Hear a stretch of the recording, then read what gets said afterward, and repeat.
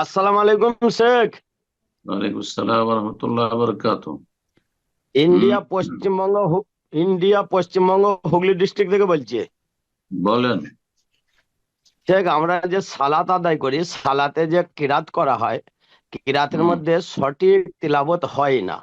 একটা হুম। সালাফি আলেমের মুখে শোনা আছে, যদি ইচ্ছাকৃত নয় কোনো রকমের যেমন তেমন করে কোরআন পাক তিলাবত করলেই হবে, যদি সঠিক সহি উচ্চারণ না হয় তাহলে সালাত কবুল হবে। সে ধর্মকে এমনভাবে সংকীর্ণতার দিকে নিয়ে যাচ্ছে বোকামি করে।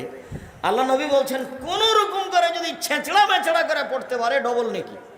আর যারা কোরআন মাজিদ বুঝে ওরা দামি ফেরেশতাদের সাথে থাকবে, দামি ফেরেশতাদের সাথে। একটু একেবারে বিস্তারিত যদি জানাবেন।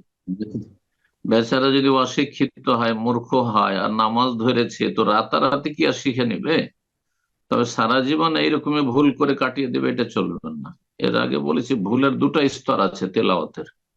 একটা হচ্ছে মেজর ভুল, বড় ধরনের ভুল, যে তাতে একবারে মাখরা জিম আর জা, জাল এগুলোর পার্থক্য করতে পারে না, আর যাতে অর্থ পাল্টে যাচ্ছে, তাহলে হারাম, গুনাহগার সে। আর আরেকটি হচ্ছে যে সে এদগাম বুঝে না, গুন্না বুঝে না, তারপর ইখফা বুঝে না, এজহার বুঝে না, এসব বুঝে না, আহ একলা বুঝে না, কাল বুঝে না, মিম বাদে পড়তে হবে না মিন বাদে, এগুলো তো অর্থ পাল্টে না, এগুলো মুস্তাহাব। এইসব অলংকারমূলক তাজবিদের বা শুদ্ধ তেলাওয়াতের যে কায়দা কানুনগুলি, এটি মুস্তাহাব, এটি ওয়াজিব নয়।